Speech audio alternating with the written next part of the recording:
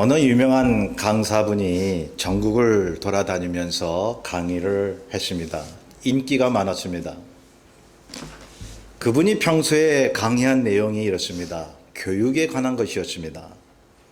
한국의 교육 실상을 파헤치고 교육의 대변혁을 외쳐댔습니다.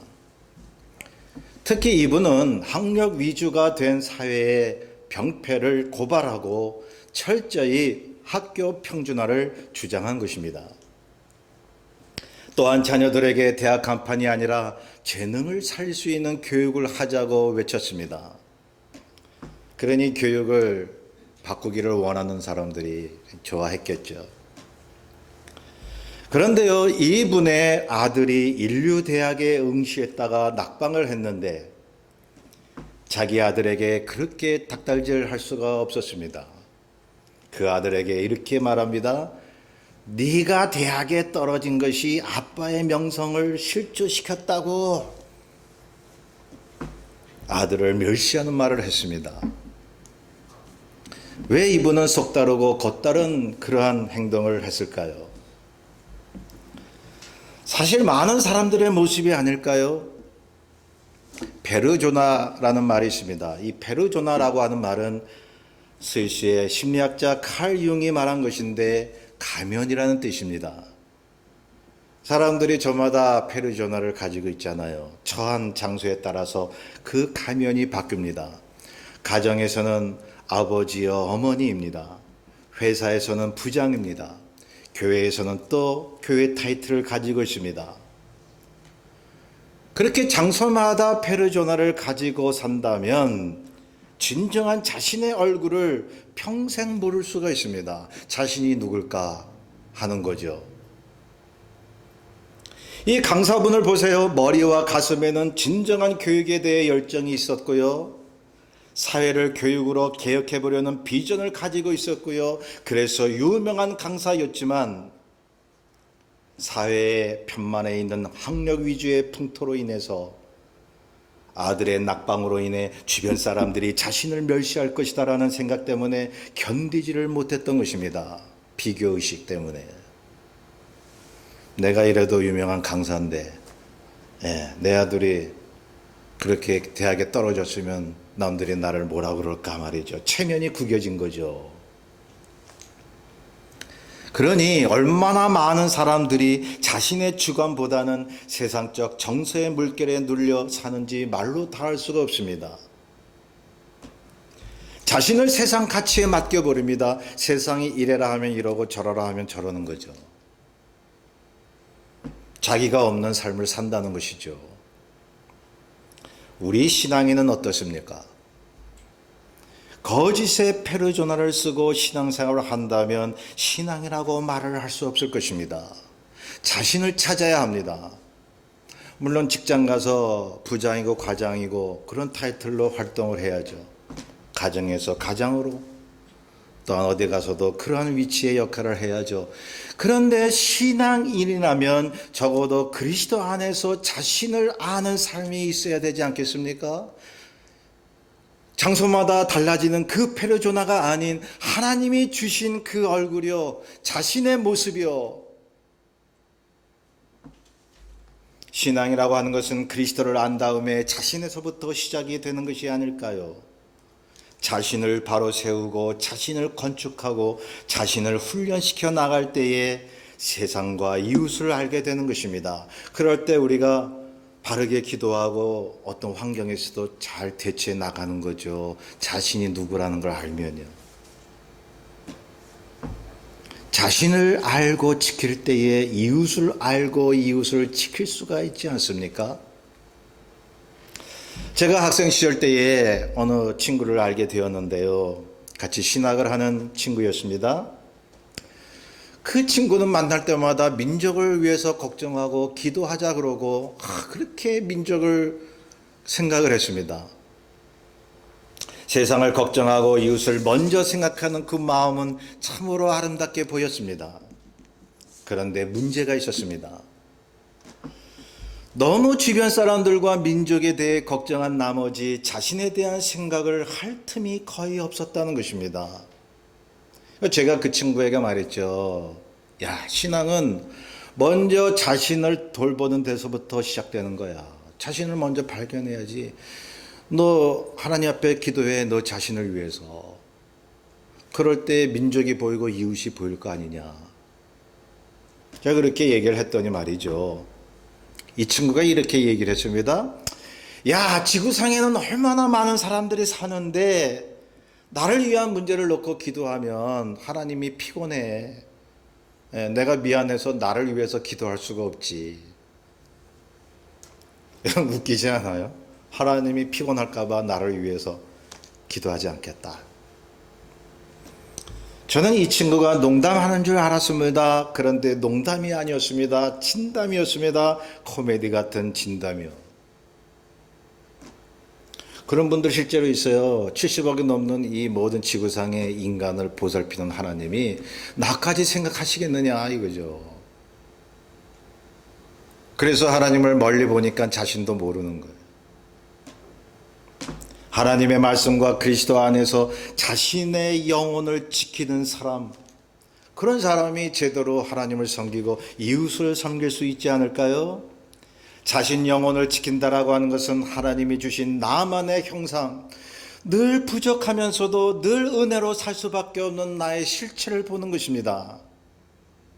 이게 없으면요, 나 자신에 대한 왜곡된 관점이 생겨요. 남에 대한 왜곡된 관점으로 대하게 돼요.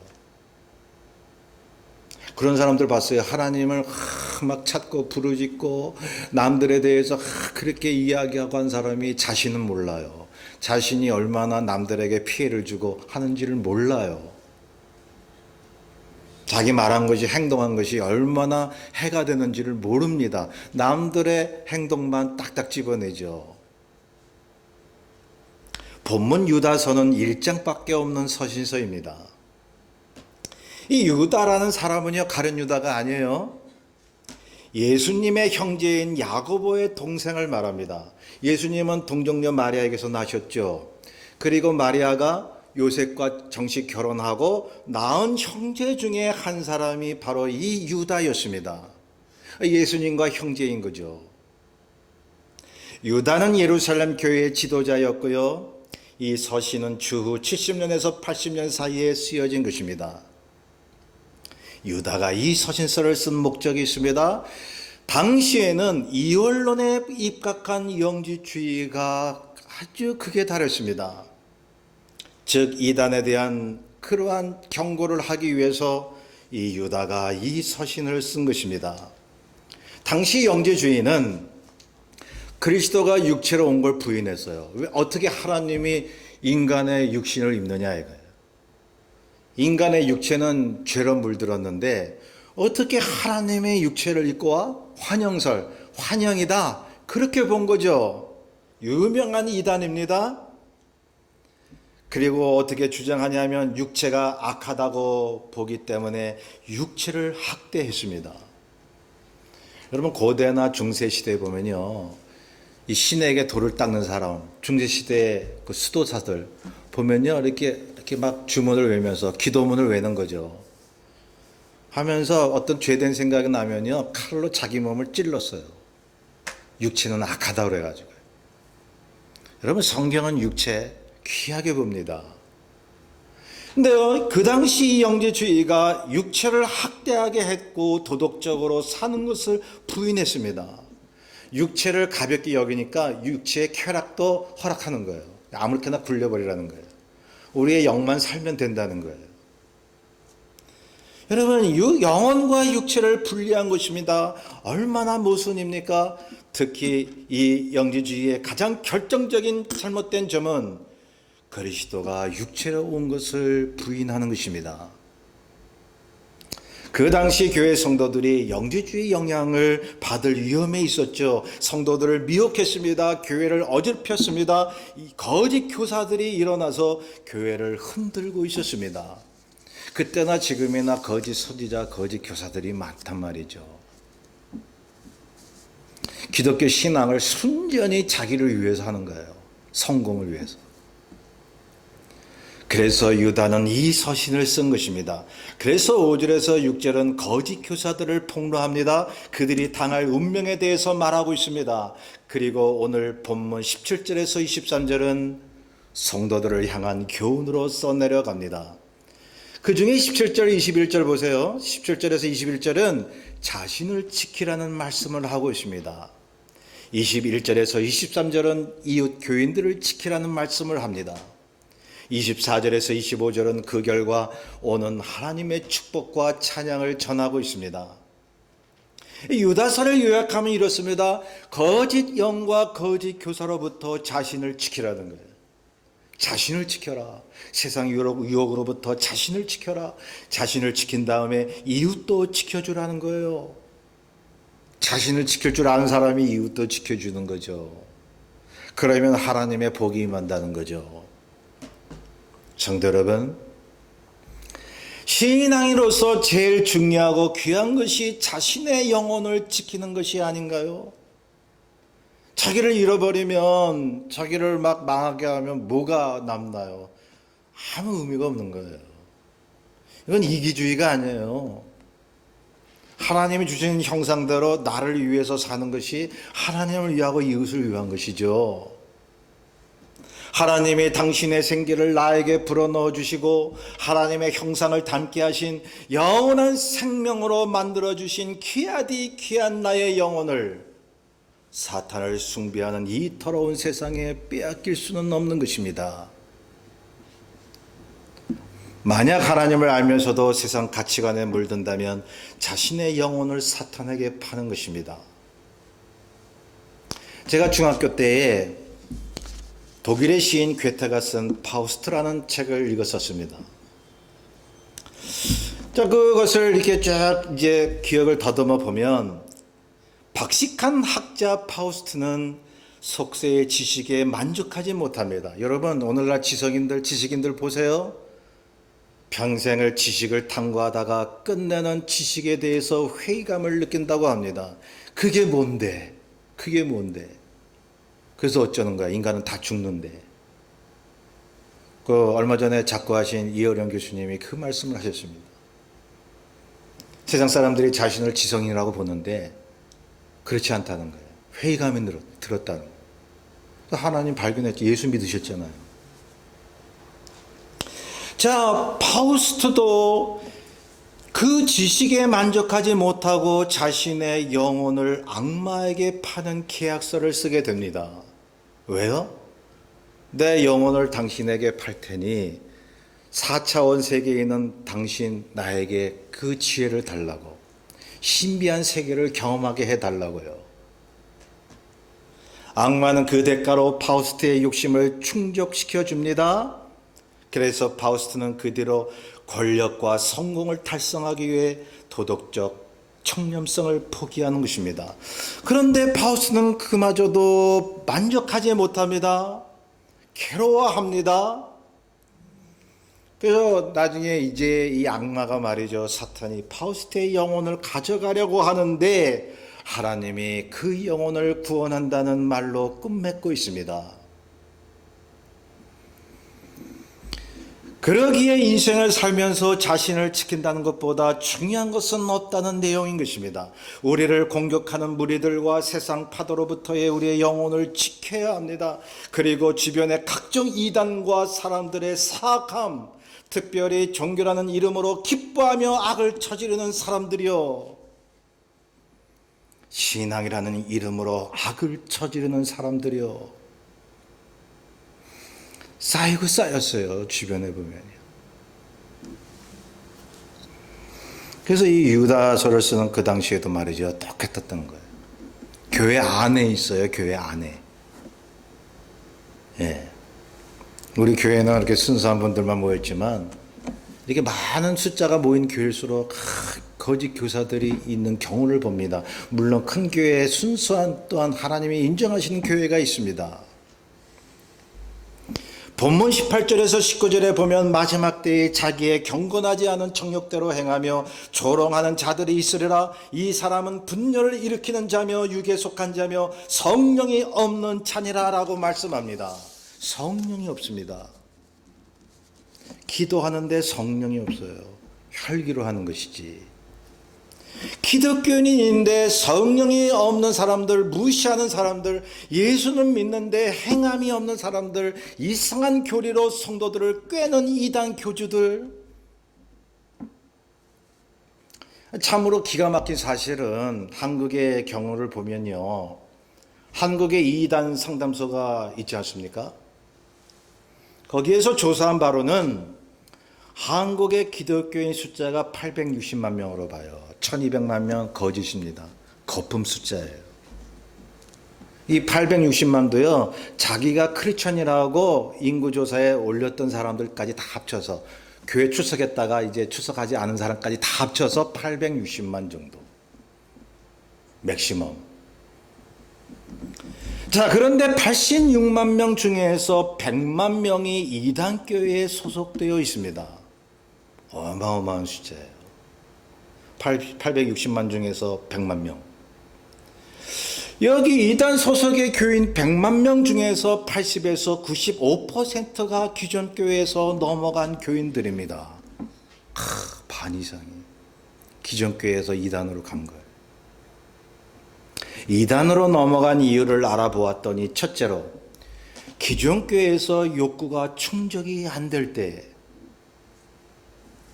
그동안 성경 말씀을 이렇게 듣고 설교를 듣는데 무미건조해. 그게 뭔데? 이러다가 어디선가 짜릿하게 말씀을 풀이할 때 거기에 귀가 쏠리는 거죠.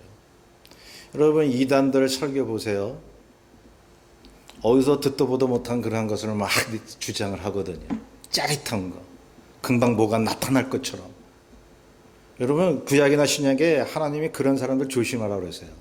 뭐 꿈에 뭐가 보였고, 뭐 이적을 행하고 표적을 행하고, 하나님의 역사이지만 그러나 사단이 그걸 위주로 흉내낸단 말이에요. 그리고 두 번째 이유는 목사와 교인들에게 실망해서, 기존 교회 다니다가 교회에 대해 실망을 해서 이단으로 빠집니다. 그런데 이단 교주들이나 이단으로 빠지는 그러한 사람들을 보면 공통점이 있는데, 가정에 문제가 있었습니다. 상처가 많은 사람들이었습니다. 소외감을 많이 느낀 사람들이었습니다. 그런데 저 교회 갔는데 저 교회는 나를 안 알아주는데, 그곳에 갔는데 짜릿하게 말씀도 전하고 나를 유해주고 인정해주더라. 그래서 신천지니 이런 데 다 빠져버리는 거예요. 더욱더 문제는 한국에 제자훈련했던 대형교회에서도 이단으로 넘어가는 교인들이 있습니다. 그러니 뭐가 문제인지 봐야 됩니다. 제자훈련이다, 말씀 공부다 해도 말씀 안에서 자기를 발견하는 게 부족했기 때문입니다. 자기 성찰이 없었기 때문입니다. 제자훈련을 해도 그걸 가르쳐야 되잖아요. 참 제자가 뭔가. 자기를 발견하고 부족한 걸 알아서 사회 이웃에게 내가 어떻게 낮아져야 되고, 이거를 훈련받고 공부해야 되잖아요. 제자훈련의 앞장서는 교회가 한국에서 제일 말썽 피는 교회가 되니 말이에요. 굉장히 아이러니한 겁니다. 교인들이 편하지 않습니다. 그런 걸 보면서 내가 주변의 상황 때문에 내 영혼을 지키지 못해서야 되겠습니까? 그러니 마지막 때에 이단과 세상 유혹으로부터 자신의 영혼을 지키기 위해서는 우선 말씀과 성령에 의지하고 자신을 볼 줄 아는 신앙을 키워야 하는 것입니다. 자신을 봐야 돼요. 등잔 밑이 어둡다고 주변에는 다 환히 보는데 자기를 못 보면 말이죠. 목회자도 마찬가지죠. 맨날 말씀 전하고 성도들이 어떻고 저떻고 이렇게 생각은 해도 자기를 못 보면 말이죠.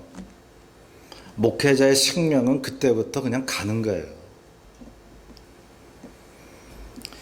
또한 이단에 관한 교육을 특별히 해야 합니다. 여러분, 이단의 기준이 여러 가지가 있는데요. 제일 핵심적인 게 뭐냐면 예수 그리스도를 구주로 고백하는가, 그분이 육체로 오신 것을 시인하는가 봐야 돼요. 그리고 성령을 의지하는가? 그리고 성경 말씀 66권을 하나님의 영감된 말씀으로 믿는가? 오직 예수 그리스도만이 나의 메시아임을 믿는가? 이게 되면요, 조금 교리가 다르더라도 이단은 아니에요. 우리는 이 말씀에 우리가 영들 분별력 은사를 달라고 기도를 해야 돼요. 여러분, 자신을 지옥으로 이끌어 갈 수 있는 이단 교리와 세상의 영들이 무엇인지 알아야 되지 않겠습니까? 19절에 나온 것 같이 육에 속하고 성령이 없는 자에 의해 우리의 영혼이 흔들려서는 아니 되는 것입니다. 그래서 유다는 20절에 말합니다. 사랑하는 자들아, 너희는 너희의 지극히 거룩한 믿음 위에 자신을 세우며 성령으로 기도하며 하나님의 사랑 안에서 자신을 지키며 영생에 이르도록 우리 주 예수 그리스도의 긍휼을 기다리라고 말씀합니다. 자신을 세우며 자신을 지키라는 말씀. 본문에서는 이단 교리에 유혹되지 말라는 것이고요, 넓게 보면 세상 유혹으로부터 믿음을 지키라는 거예요. 자신을 지키라는 거예요. 자신을. 그래야 모든 게 돼요. 하나님의 역사도 나로부터 나에게 은혜로 주어지고 또 나를 통해서 이웃에게 하나님의 은혜가 퍼지는 그 모든 하나님의 사역이 가능한 거죠. 자신을 지키고 믿음을 유지하는 신앙인은 옆 사람이 보입니다. 자기를 알기 때문에 그 사람의 고충이 뭐고 상처가 뭐고 저 사람이 어떤 의도에서 그런 말을 했고 행동을 했는가를 이해하게 됩니다. 공감하게 됩니다. 옆 사람이 어떤 신앙을 가졌는지 어떤 마음에 문제가 있는지 말이죠. 그리고 그 사람은 긍휼히 여기는 거예요. 왜? 자신의 부족함을 알거든. 내가 나의 부족함 때문에 예수 그리스도의 긍휼함이 없으면 나는 못 살아. 나의 모습을 나는 알아요. 그렇기 때문에 남의 잘못도 긍휼히 여겨주는 거예요. 주님의 긍휼함을 받는 자가 남을 긍휼히 여기게 됩니다. 그렇지 않나요? 자신의 영혼을 지켜가며 사는 신앙인이 남의 영혼도 지켜줄 마음이 생기는 거죠. 남을 사랑하게 됩니다. 상처 주는 말을 하지 않습니다. 생각나는 대로 막 얘기하지 않습니다. 조심해요. 남을 지켜주려고. 자신의 영혼을 지킬 생각도 없고 자신의 영혼을 막 내던지는 사람이요, 자기 상태가 어떤가를 관심도 안 두는 사람이요, 남의 영혼을 지키는 일에 관심을 두겠습니까? 자신을 지키지 않으면 남도 지켜주려는 생각도 안 하는 거죠. 남에게 배려하지 않는 거죠. 남에게 무례합니다. 상처 주는 말을 해도 아무런 가책을 느끼지 않아요. 성도 여러분, 남의 영혼을 위해 배려하는 행동을 보임으로써 내가 나의 영혼을 그만큼 아끼고 지키고 있음을 주님께 보여드리지 않겠습니까? 주님이 그러셨잖아요. 그 열매를 보고 나무를 안다고요. 우리 주변에는 믿음이 없어서 하나님을 믿고 싶어도 믿지 못하는 사람들이 얼마나 많이 있습니까? 우리가 그들을 정죄할 수 있나요? 도와야 하는 것입니다. 배려하면서 다가가야 하는 것입니다. 22절에서 23절에 말씀하죠. 어떤 의심하는 자들을 긍휼히 여기라. 또 어떤 자를 불에서 끌어내어 구원하라. 또 어떤 자를 그 육체로 더럽힌 옷까지도 미워하되 두려움으로 긍휼히 여기라고 말씀합니다. 하나님을 의심하는 자들이 우리 주변에 있습니다. 죄 가운데서 허덕이는 자들이 있습니다. 그런데요, 우리가 그 사람들을 불쌍히 여기라는 것입니다. 저는 40년이 넘게 신앙생활 하면서요, 그거 하나 느꼈어요. 많은 걸 느꼈지만 두드러지게 느낀 게 뭐냐면요, 도무지 주의 성령이 택하지 않으면요, 자기가 노력해도 주님 몰라요. 우리가 애써서 우리의 돌을 닦고 말씀을 깨달아서 예수 믿은 게 아니라 성령께서 우리를 도와주신 거예요. 그러니 의심하고 주님을 거부하는 사람들을 향해서 우리가 판단할 것이 아니라 불쌍히 여겨야 됩니다. 그들을 위해서 기도해야 합니다. 그래서 죄를 미워하지만 사람은 불쌍히 여기라는 거예요. 그 말 많이 하잖아요. 죄는 미워하되 사람은 미워하지 말라고. 오늘 본문에도 말씀하고 있습니다. 저 사람의 행하는 미운 행동 때문에 미워진다면 그것이 곧 나를 지키지 못하는 것입니다. 자, 두려움으로 긍휼히 여기라는 말이 바로 그것입니다. 사람을 미워하게 될까봐 두려워하라는 것입니다. 성도 여러분, 사람을 미워하고 비판한다는 것이 얼마나 무겁고 무서운 죄인 줄 아십니까? 사람을 얕보고 미워하면요, 그 순간만큼 자신을 지키지 못하고 있는 상태. 남의 영혼도 지켜주지 못하고 짓밟아 버리는 거죠. 자신도 지키지 못하고 남도 지키지 못하고. 그래서 무엇보다도 자신을 지키듯이 남의 영혼도 지켜줘야 하는 것이 본문의 말씀입니다. 거듭 강조해서 말씀을 드리고 있습니다. 세상 미혹에 끌리고 말씀을 의심하는 그런 사람들 구해내세요. 가족들 있지 않습니까? 친한 사람들 있지 않습니까? 그들을 긍휼히 여겨주세요. 그들을 위해서라면 내 믿음까지 내려놓을 수 있는 그러한 담대함이 있어야 됩니다. 여러분, 바울이 고린도전서 10장 23절에 말했죠. 우리가 잘 알고 있는 내용입니다. 바울은요, 어떤 우상 제물도 하나님이 주신 식물이니 믿음으로 먹을 수 있다고 외쳐요. 자신의 믿음으로는, 주님께서 주신 그 신앙으로는 어떤 귀신에게 드린 제물이라도 먹을 수 있다. 왜? 하나님이 주신 것이기 때문에. 그런데요, 말하는 것이 뭐냐면 옆에 누가 제물 음식을 먹는 것을 보고 시험받게 되거들랑 먹지 말라. 왜냐하면 그 사람의 믿음이 타격받을까 봐, 넘어질까 봐, 내 믿음을, 그 사람 믿음을 위해 내려놔야 한다는 것을 말씀하고 있습니다. 남의 믿음을 지켜주는 것입니다. 그 사람과의 관계를 먼저 생각하는 것입니다. 그래서 성경은 말씀합니다. 믿음보다는 사랑이라고. 내 믿음보다는 남을 지켜주는 것이 먼저라고요. 내가 믿음으로 우상제물을 먹어서 나는 하나님 앞에 떳떳하지만 옆에 믿음이 약해서 너 귀신에게 드린 제물을 먹어 그러면서 나를 보고 시험받거나 믿음이 흔들린다면 내 잘못이라는 거예요. 그 사람이 믿음이 약하든 의심을 하든 그 사람이 지금 겨우겨우 예수 믿는 것을 지켜주라는 거예요. 그냥 말씀으로 너 이거 이래야 돼, 나 따라야 돼, 내 믿음이 하나님이 원하시는 믿음이야. 근데 이 사람은 받아줄 그런 준비가 안 돼 있어요. 여러분, 남의 약한 믿음이라도 인정해 주십시오. 그 영혼 상처를 받지 않도록 말이죠. 그 사람이 잘못한 게 있으면 나지막하게 권면해 주세요. 그리고 내 자신의 믿음을 지키고 그 사람의 믿음도 지켜주는 것입니다. 그러니 말이죠, 이 간증을 하잖아요. 사람들이 나는 병 낫고 하나님이 기적을 베풀어주고. 여러분, 간증은 얼마나 하나님 앞에 영광 돌리는 겁니까? 근데 이 간증이요, 어떻게 보면 조심하셔야 돼요.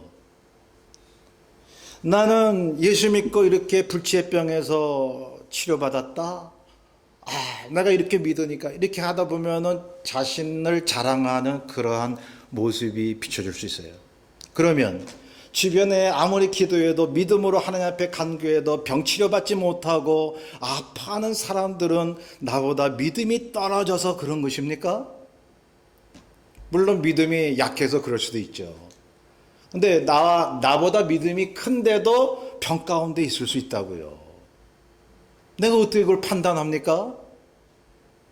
그러므로 내가 하나님 앞에 영광 돌리고 믿음으로 행해도 나 때문에 믿음이 흔들릴 수 있는 사람을 만나거들랑 내 믿음을 발휘하는 것보다 그 사람의 믿음을 지키는 데 주력하는 게 신앙인입니다.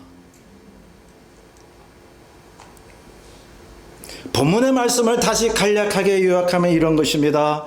자신을 세우며 지키라 하는 것입니다. 그리고 남도 지켜주고 죄에서 구해내라는 것입니다.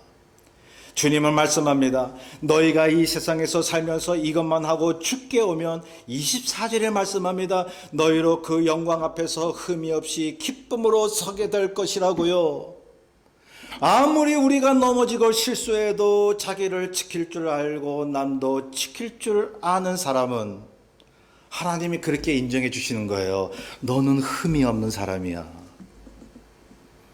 여러분, 우리가 짧은 인생 사는 동안 주님께서 성령이 우리에게 무슨 작업을 하시겠습니까? 정숙한 신부를 만드시는 거예요. 때묻지 않은 신부를 만드시는 거예요. 신랑이신 예수님이 우리를 맞이하실 때 그냥 때묻고 형편없는 그러한 신부로 맞이하시겠어요? 어떻게든지 말씀으로 정말 깨끗하고 순전한 신부로 만들어 나가는 거예요. 그 흠없는 사람으로 만들기 위해서 유다서 오늘 본문을 통하여 말씀드립니다. 자기를 지키고 남도 지켜주십시오. 이것만 하면 흠없는 사람이라고 본문이 얘기하고 있어요. 하나님을 진실히 섬기는 사람이라고 말씀하고 있어요. 그럼으로써 하나님의 그 영광과 위엄과 권력과 권세가 흠없는 우리와 함께 영원히 천국에서 빛날 것입니다. 그 삶을 살게 되시기를 주의 이름으로 축원합니다. 우리 뜻을 잘 생각하며 321장을 함께 찬송합니다. 321장입니다. 날 구원하신 주 감사, 모든 것 주심 감사, 지난 주